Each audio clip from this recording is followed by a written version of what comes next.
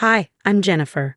At 32, I'd worked hard to climb the corporate ladder and was proud to call myself an executive at one of Chicago's top marketing firms, earning $195,000 a year. Life was good, until I met Frank Henderson at a real estate conference. "You're the most driven woman I've ever met," he'd say, flashing that dazzling smile that made me forget all my doubts. We got married after a year of dating, and I thought my life couldn't get any better. That's when I met them, Frank's 5 sisters, all divorced and raising kids. At first, they were just scattered voices at family gatherings. "My ex is such a deadbeat," Laura would complain, her 2 kids leaving sticky fingerprints all over my freshly decorated living room. "At least yours pays child support," Barbara would chime in, bouncing a fussy toddler on her hip. They'd smile at me and say, "You're so lucky to have such a successful career, Jennifer." But behind those words, their eyes betrayed something else. Envy, resentment, maybe both. My best friend Kate was the first to notice the cracks. Over lunch one day, she leaned in, her lawyer instincts kicking in. "Why does Frank need access to your personal savings? You already have a joint account." I waved her off. "He's just helping manage our finances better." But things started to shift. Subtly at first. "Babe, you should be home earlier," Frank would say.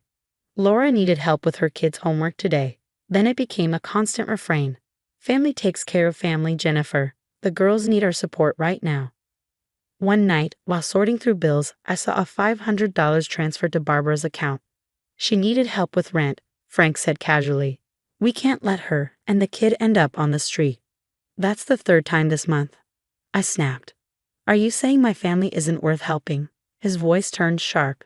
"You make good money, Jennifer. We should share our blessings." I wanted to believe him, to see his concern as love.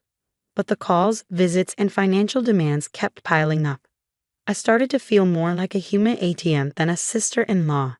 Things escalated one night over dinner. "I found the perfect houses for all the girls," Frank announced, "within 2 blocks of us. Isn't that great?" I nearly choked on my wine. "All of them?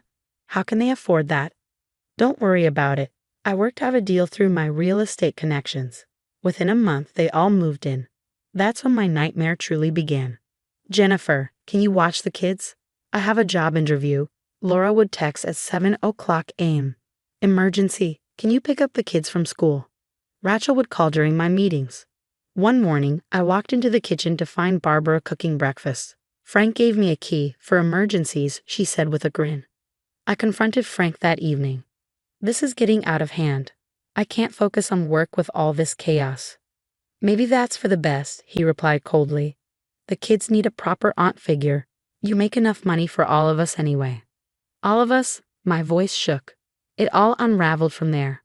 My savings had been drained through multiple family support transfers. Frank had used my credit cards to furnish his sisters' homes. When I confronted him, his charming mask slipped. "You're part of this family now," he growled. "Stop acting like some stuck-up princess." The final blow came during a major presentation at work. My phone wouldn't stop buzzing. "Emergency, Maria's kids are sick. You need to come home now." Panicked, I left mid-presentation, only to find Maria lounging on my couch. "Oh, they're fine now," she said, smirking. That night, Frank dropped the bomb. "You need to quit your job. The girls need help with the kids." "Absolutely not," I shot back. His face twisted into something unrecognizable. "You ungrateful witch. After everything I've done for you." "Done for me?" I screamed. "You've stolen my savings and ruined my life." "It's called sharing, Jennifer. You wouldn't understand with your career-first attitude. What kind of woman are you?" In tears, I called Kate that night. "Something's not right," she said firmly. "This isn't love, it's control. Start documenting everything and keep any evidence you can." My once pristine home had turned into a chaotic daycare. My career was barely hanging on. I had anxiety attacks in bathroom stalls, my boss asking if everything was okay. "Just family stuff," I lied. But it wasn't just family stuff. It was the systematic destruction of everything I'd built.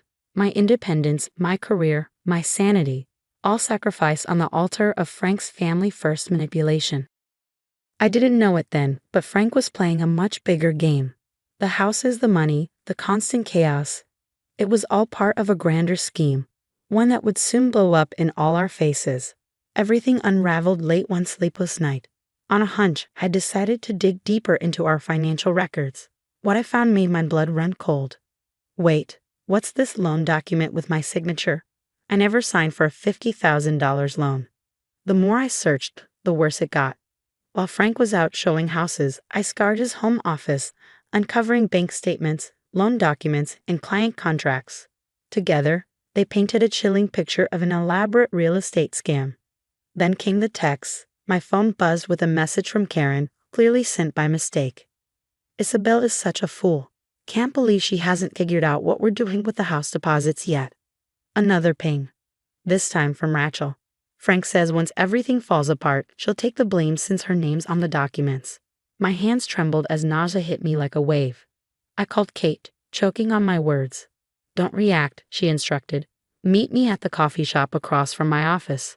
Now. At the cafe, I showed her everything. Look at these loan documents, that's not my signature. And these client deposits, they're going straight into personal accounts. Kate's face darkened. This is major fraud, Jennifer, and they're setting you up to take the fall. That evening, I overheard the sisters in my kitchen, their voices dripping with mockery. Poor Jennifer. So career-obsessed, she doesn't even notice what's happening in her own house. Remember when she actually believed we needed childcare? Rachel snickered. As if we couldn't afford nannies with all this cash flowing in. I stepped into view and their fake smiles froze on their faces. Oh, Jennifer, we were just. Save it, I said flatly, disgusted. Later that night, I confronted Frank with the evidence. You forged my signature. You're stealing client deposits. This is fraud. His response chilled me to the core. Listen carefully, he hissed. One word to anyone and you'll regret it. Besides, whose name is on all those documents? Not mine. Everything I've done was for family, he spat. You're just collateral damage. I acted scared, submissive, but inside, I was done. The next day, during a family gathering, I overheard Maria on the phone. Yeah, the perfect setup. Frank made sure Jennifer's name is on everything. When it all crashes, she'll take the fall. Poor workaholic wife, secretly stealing from clients to support her husband's struggling sisters. Laura chimed in, laughing. The best part, she actually thinks she's helping family. Wait till she finds out we've been living off client deposits this whole time. I slipped away to call Kate. It's worse than we thought, I whispered. They're running a full-scale fraud operation and I'm their scapegoat. I've been documenting everything, Kate replied, her tone resolute. But we need to move fast. They're getting sloppy, which means they're close to their endgame.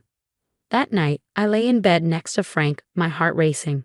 The man I married was a stranger. His sisters weren't victims. They were accomplices.